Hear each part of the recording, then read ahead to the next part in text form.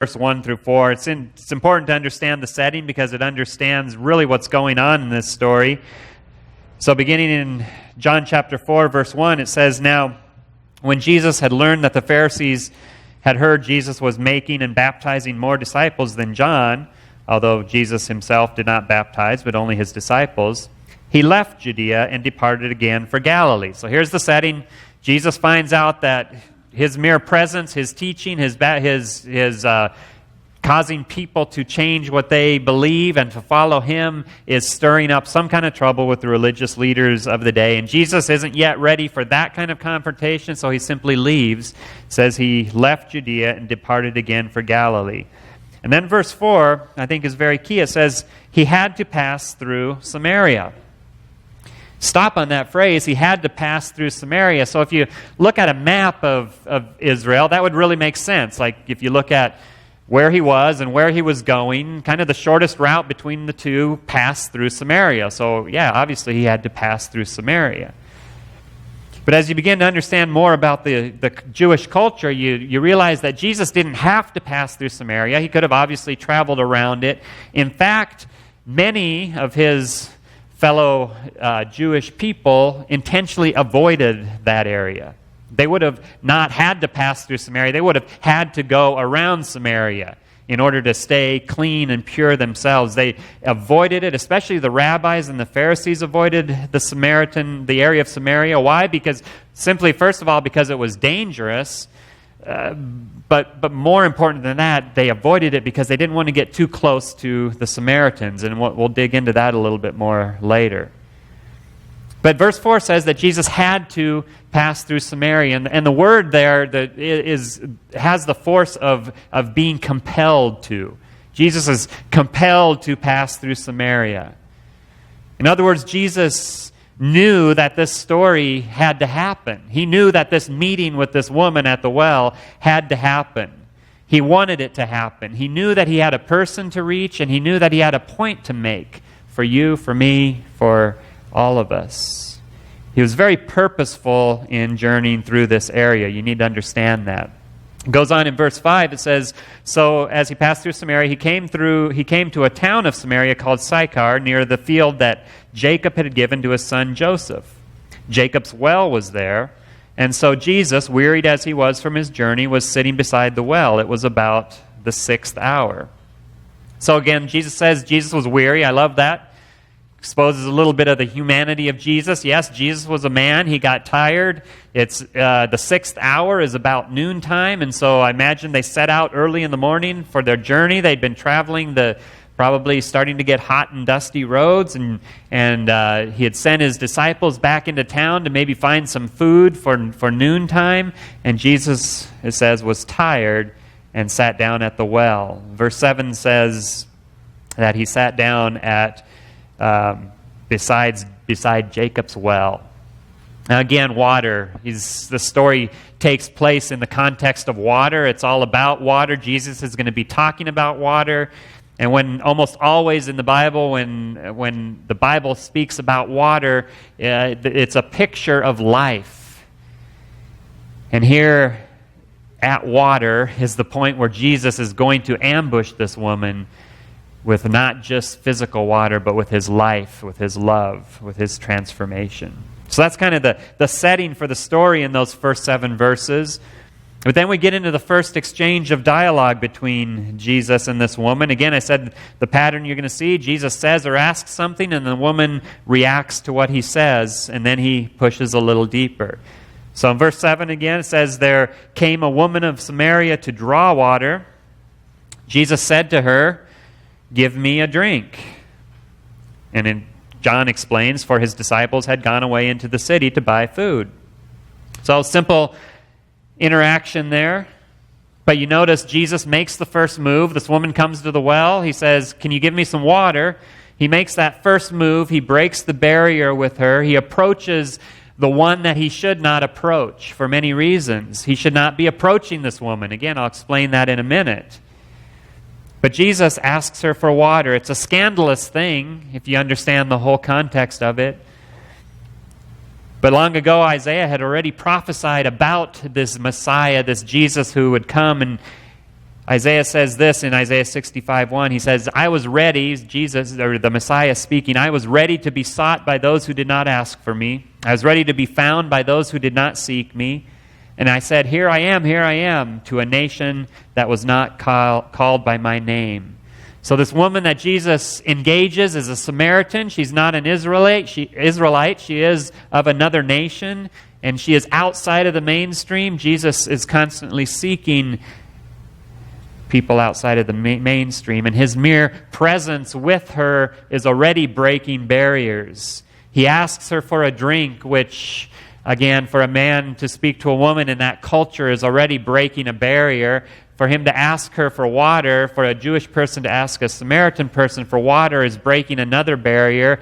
Let alone that, Jesus is carrying no vessel. He asks to take a drink of water from the jar that she's carrying, which is going to further defile him because he's going to drink from the same vessel as a Samaritan, not just person, but Samaritan woman.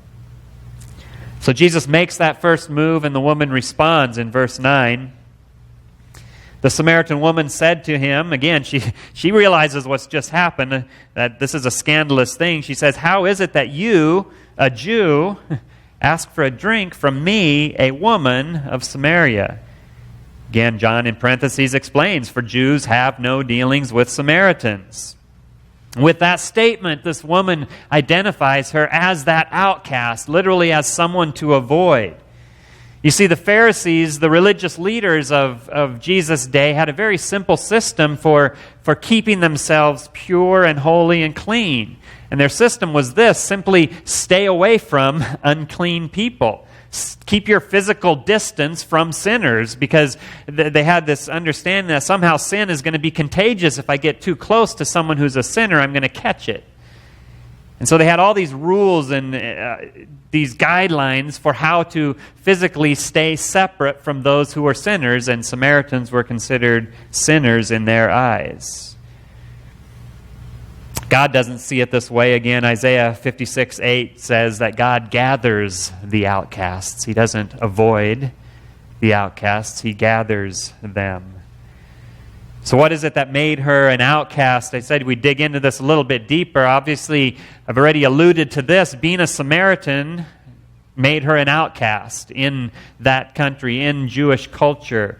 She was an outcast because she was a Samaritan. And to understand why, you got to know a little bit about the history. In 722 BC, the nation of Israel is divided into two kingdoms, the southern kingdom and the northern kingdom. And in 722 BC, the northern kingdom falls to the enemy, Assyria. Assyria deports most of the people out of Israel, of the northern kingdom, and they bring in a bunch of people from their country. And what happens is this resulting, there's this intermixing that begins to happen, and eventually intermarrying, and there's just this whole pure Jewish religious culture is defiled because you have Jewish people marrying non-Jews, and the resulting race are the Samaritans.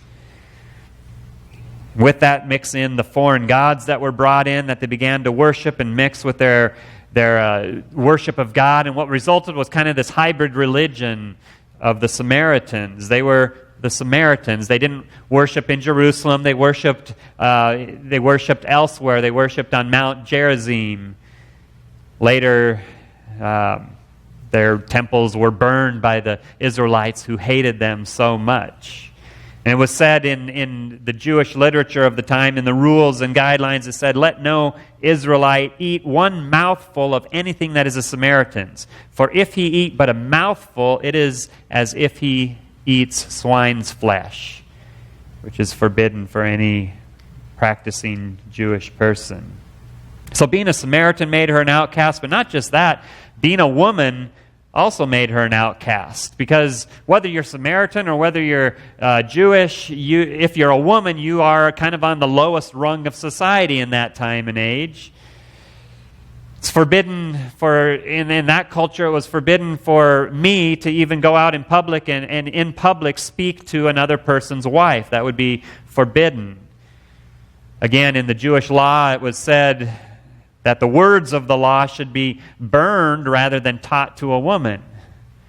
strong words. In other words, if you're a woman in that time and in that culture, you are on one of the lowest rungs of society. So she was an outcast because she's a Samaritan. She's outcast because she's a woman. And then in the text, I see even one more reason that hints at something that marked her as an outcast, and that is the fact that it says specifically she's drawing water at this well at noon.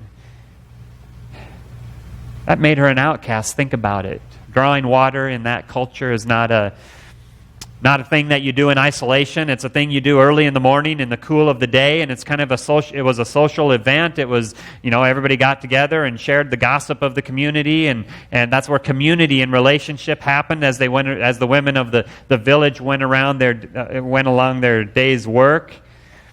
And yet here is this woman. She is, for some reason, going out later in the day, in the heat of the day, to draw water out to this remote well where she is drawing water alone. She knows that she might as well just avoid that morning time with all the other women because she is an outcast. So she says to Jesus, "Why and how is it that you, a Jew, ask water from me, a Samaritan woman?" Do you hear maybe some sarcasm in that statement? Like, why are you even asking me for this? You know you're so much better than me. You know that we Samaritans are kind of the dirt under your feet until you actually want something from us. Maybe it's sarcasm. Maybe it's the hint already of beginning to betray some of her pain, some of her hurt and resentment. I don't know, but I hear something in there. Leads us to the second exchange of dialogue where Jesus begins to dig down a little bit into her life. In verse 10, Jesus answered her after she said that, said, "If you knew the gift of God and who it is that is saying to you, 'Give me a drink,' you would have asked him, and he would have given you living water." Jesus speaks of the gift of God. John 3:16, "For God so gave his Son." Literally a bountiful, free, honorable gift. Jesus says, if only you would have known me, you would have been the one to approach me. Like Bartimaeus, the blind beggar, approached Jesus and cried out to him from a distance, "Jesus, Son of David, have mercy on me." Or the woman who came up behind him and said, "If I could just touch the hem of his garment, I know that I can be healed." That kind of a hunger. Jesus says, if you would have known me like some of these other people known me, you would be seeking me out. If only you knew who I was. But your pain and your anger keep you in the dark. Even your religion is keeping you in the dark. And in this, I hear compassion. Doug talked about compassion this morning. I hear something stirring in Jesus' gut as I hear that as this tender statement, like, if only you had the truth about who I was, it would be you coming to me. So the woman answers him in verse 11. She says to him, "Sir, you have nothing to draw water with, and the well is deep. Where are you going to get that living water? Are you greater than our father Jacob? He gave us the well, and he drank from it himself, as did his sons and his livestock."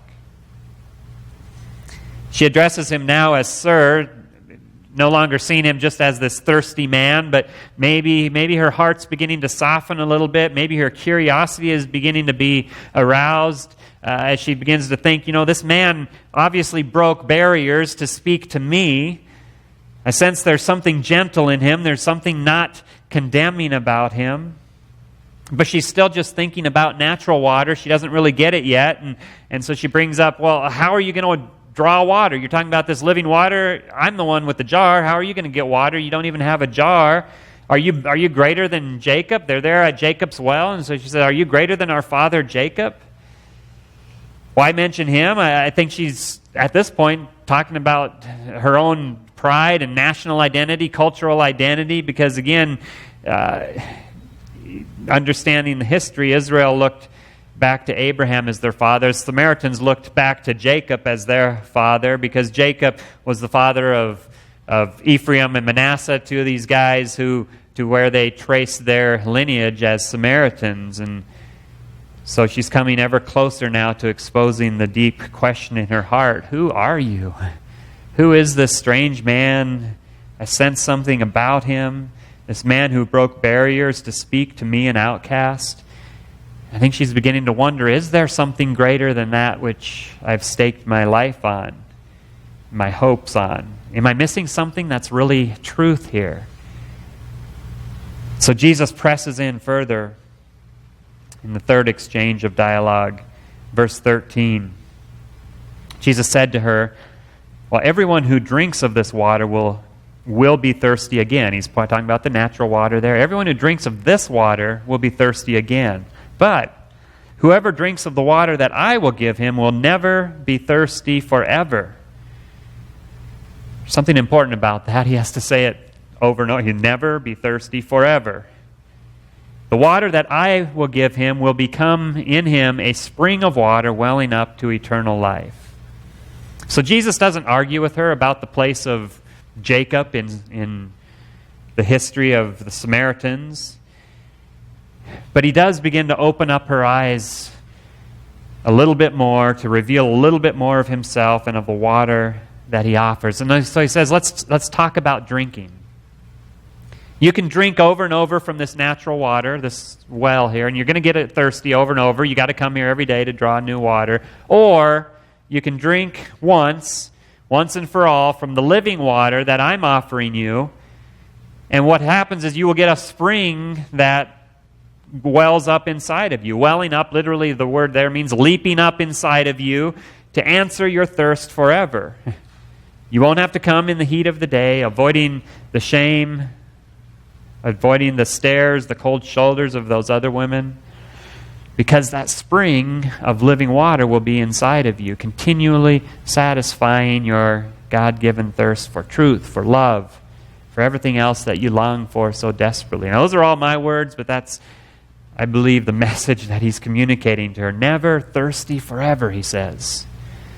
It's a double negative, strongest possible double negative there. Never thirsty forever. Not at all, by no means. It denies that you will ever be thirsty again, bar even the thought of having unquenched thirst. That's how strong that statement is there.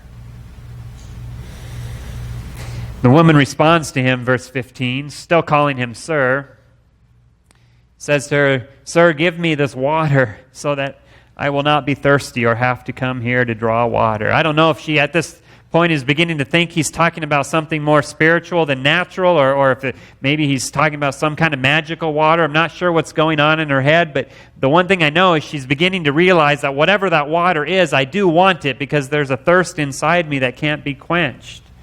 And if I can get that, maybe I won't have to come here anymore. I hear in her voice kind of a sigh at this point. It would be nice, but it sure sounds too good to be true. So Jesus has her at the point now where he knows he can touch her deepest nerve. And so in the next exchange, he begins to do just that. In verse 16, Jesus said to her simply, "Go, call your husband, and come here." Call your husband. You see, if Jesus is going to bring healing into this woman's life and transformation into her life, he knows that he has to open up her wound at the most tender spot where that cure needs to start. He needs to tear off the bandage of everything she's been covering up in her shame.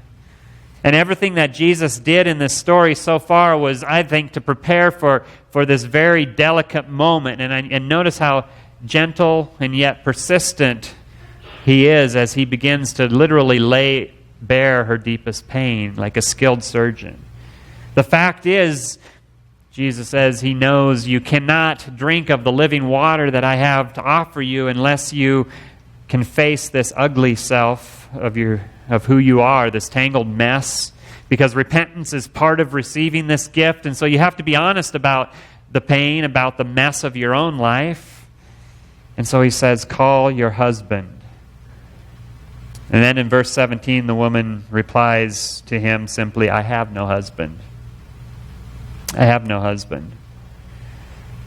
In that I hear this woman, I can picture her just hanging her head in shame. You've got me there, Jesus. You know, you've seen the truth about who I am. I have no husband. Sad regret. It's this short, kind of terse reply. What looked hopeful just a minute ago, like maybe this man has something to offer me, it's like it's dashed to the ground now, because of course he knows if this man truly knows the truth about me, then there's no way he's going to offer this living water that he's offering. The fifth exchange of dialogue, Jesus in verse 17 again simply says to her, "You are right. You are right in saying I have no husband. For you have had 5 husbands, and the one you have now is not your husband. What you have said is true." You're right. You're correct. What he says. You've gotten to the point where I can heal you, though. That's what Jesus knows inside. He says, he's taught his disciples already, blessed are the broken, right? Blessed are those who mourn. Blessed are those who weep. Blessed are those who aren't afraid to take all the ugly junk from the inside and get it out here and mourn it and be broken and expose all of that so that the King can come in and heal. It's a couple different, often we look at this as, well, she must have been a prostitute or unfaithful or something. That couple different possibilities why she had 5 husbands. That could have been the case. Maybe she was unfaithful. Maybe she was the local town prostitute. There's other reasons, though. Maybe it was because she was divorced. You know, see, in that culture, the way it worked is the man in the marriage had all the power, so if there was any reason that his wife displeased him, he could just basically write her a little note of divorce, and it would be all good and legal, and so he could put her away. And so maybe she had been divorced 5 times, just didn't meet up to the standards of any of those 5 husbands, and she'd been rejected over and over and over. Or maybe it was because her husbands had died and she had been remarried. We don't know the case, but whatever it is, we know that it's something that brings her shame and pain. But Jesus doesn't condemn her. He just states the facts. You have had 5 husbands, and in that he exposes the wound. And the woman replies to that in verse 19. She said to him, "Sir, I perceive that you are a prophet. Our fathers worshipped on this mountain, but you say that in Jerusalem is the place where people ought to worship." You've got me, in other words, Jesus. It's kind of this resigned hopelessness here. You've got me, Jesus. I'm going to talk about something different here. I think maybe at this point she begins to realize how fully Jesus saw into her life and knew her. There's something different about this man, something extraordinary, and I don't know if she felt that as a relief or as a greater shame and fear. I know later as she's explaining the story to others in verse 29, she tells the people in her town, "Come see a man who told me all that I ever did." So I don't know how this conversation went, but somehow Jesus was able to expose every ugly thing about her life in that conversation. And so she asks him this theological question again. I don't know if it's because it got too uncomfortable or if it was maybe a diversion. I don't think so. I think this question that she asks him at this point is not just a diversion, a way to kind of avoid the uncomfortable subject. I think it's truly what is gripping and questioning her heart, the question she has inside her heart. And I think that because Jesus spends most of his time answering this one question, and it kind of follows the flow of the story, Jesus getting deeper and closer to her heart. And so her question in this is basically, who's right? You guys or us? We worship here. We say we worship on this mountain. They could probably see the mountain from where they were. But you say the right place to worship is in Jerusalem. Don't dare leave me in this pain that you've just exposed in my life. Where's the healing going to come? Who's got the truth? Is it you? Is it the Jews? Or is it us, the Samaritans? Is it my cultural and religious heritage? Or is there truth somewhere else? So Jesus answers that honest longing for truth in the next exchange. In verse 21, Jesus answers her, "Woman, believe me, the hour is coming when neither on this mountain nor in Jerusalem will you worship the Father." Talks about the Samaritans. He say, "You worship what you do not know. We worship what we do know." So we've had a little fuller revelation. For salvation is from the Jews. But, he says, the hour is coming and is now here when the true worshipers will worship the Father in spirit and truth. For the Father is seeking such people to worship Him. God is spirit, and those who worship Him must worship in spirit and in truth. It's the final word here. Jesus says it's not about where you worship, it's about who and what. He says you know who to worship, but you don't know Him. You know that you should be worshiping God, and you think you need to be doing it in a certain way, but you don't know Him. You see, the Samaritans had been cut off from the fuller understanding of the Messiah, of Jesus who was to come, because they held on to the first 5 books of the law, but they didn't hold on to the prophets, and they didn't have all this prophecy about Jesus the Messiah. They had some hint about some deliverer that was supposed to come. But Jesus explains to her that any location of worship only has value when it is a house of prayer, when it is not a den of thieves. It only has value when it is my house of prayer, and it's a place where you can come and worship in spirit. In other words, it's not in place or form or in just the limitations of your senses. It's not in worshiping in a certain way. It's also worshiping in truth, not from this imperfect knowledge of Jesus, who is the source, but from a full awareness of who Jesus is, our Messiah, our living water. That's what He's explaining to her. It's not about where, it's about who. The woman in verse 25 replies to him. The woman said to him, I know that Messiah is coming, He who is called Christ. When He comes, He will tell us all things. In other words, she's, again, I think, entering into some hope here. She says, I know that there is some kind of Messiah that's supposed to be coming. Maybe you're right, she says to this man who is standing in front of her. Maybe you're right. Let's wait for the Messiah to give us the details and maybe lead us to this living water that you're talking about. And in the final exchange, verse 26, it's simply a word from Jesus. He has her where He wants her now. He's led her slowly to a deeper understanding of what's true. And so now He simply says to her in verse 26, He says, I who speak to you am He. It's the final word. It's the climax of the whole dialogue, the climax of the story. This is the first time that Jesus ever publicly reveals Himself vocally as the Messiah. And this is to her, a Samaritan woman. The only other time Jesus verbally states that He is the Messiah happens at the end of His life, in His trial. But He's brought her along step by step, made her hungry and thirsty for what He has to offer, and then He reveals Himself to her. She's come far enough to hear the gospel, the good news that Jesus is the Messiah. And so the story has kind of come full circle. And the end of the story continues on. You can read it if you're unfamiliar with the details, but the end of the story is basically a story of transformation. This woman experiences some great transformation in her life, so much that she runs back into town excited, no longer hanging her head in shame, but boldly approaching all these people who have shunned her as an outcast. And she just tells the story. She becomes the evangelist. And she says, come, meet this man who told me everything that I ever did. This man who has something to offer that I've never seen before. She has experienced, from what I see at the end of the story, some kind of a deep inner healing from all of that pain that originally made her sneak away to the well in the middle of the day. So what is it that God has for us from this story? What are some truths that I can pull out that relate to us? I have just a couple for you. The first is simple, but kind of hard to face. It's an unhappy truth about me, and that is simply this, that I'm broken.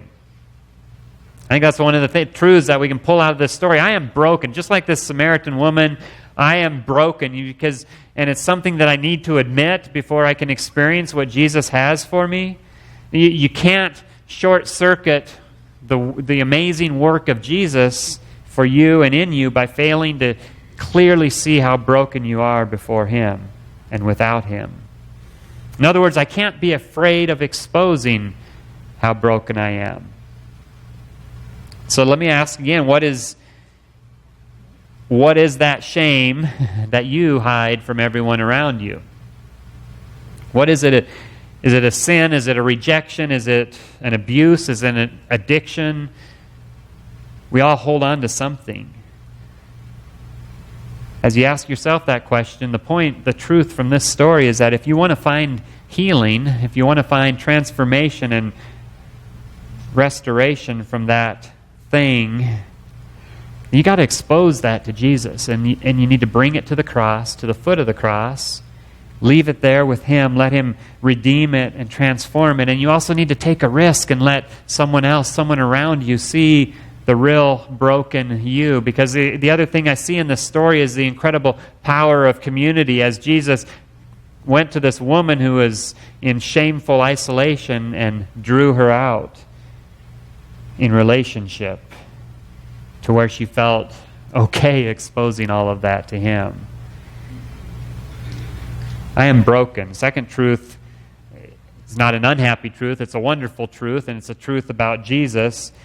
Whereas I am broken, the truth about Jesus is that He has hope for my brokenness. Again, a very simple truth, but it's powerful. He has hope for my brokenness, and He meets me in my brokenness full of grace and truth.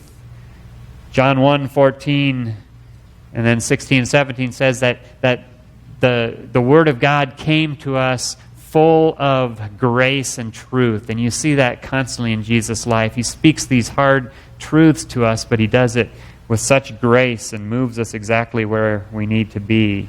He meets you where you're at, and then gracefully, graciously moves you to a place where you can find truth and healing and forgiveness. From His fullness we have all received grace upon grace, it says in John 1:16. So I'm broken. Jesus is here to heal my brokenness.